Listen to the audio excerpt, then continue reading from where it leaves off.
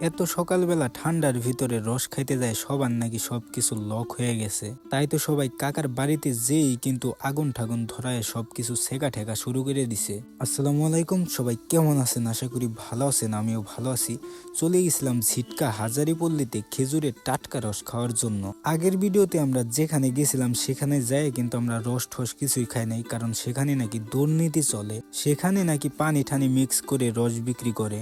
তাই তো আমরা হাজারীপল্লীতে আগের দিন যেই কাকার নাম্বার নিয়ে রস অর্ডার করে এসেছিলাম। এদিকে সবার নাকি সবকিছু লক ঠক হয়ে গেছে, তাই তো সবাই আগুন ঠাগুন ধরাই দিছে কাকার বাড়িতেই। পরে কাকারে বললাম, কাকা ঠান্ডার ভিতরে তাড়াতাড়ি রস ঠস দেন, আমরা খায়া ঠায়া ভাগি। সবার আগে কিন্তু আমি খাইয়া দেখতেছি কোনো ভেজাল ঠেজাল আছে কিনা। পরে সবাইরে বললাম, না কোনো ভেজাল নাই, একদম অথেন্টিক আছে। এই কথা শোনার পর সবাই খুশি হয়ে গেছে, বলতেছে আমারে আগে দে। সবাই কিন্তু সিরিয়াল ধরে এক এক করে রস খাওয়া শুরু করে দিছে। রস খাওয়ার পরে যে যার যার মতো গ্যালন ঠেলন ভইরা বাড়িতে নিয়ে যাইতেছে। আজকের দিনটা আমাদের সবার কাছে স্পেশাল ছিল। আজকের ব্লগ এ পর্যন্তই। সবাই ভালো থাকবেন, সুস্থ থাকবেন, আল্লাহ হাফেজ।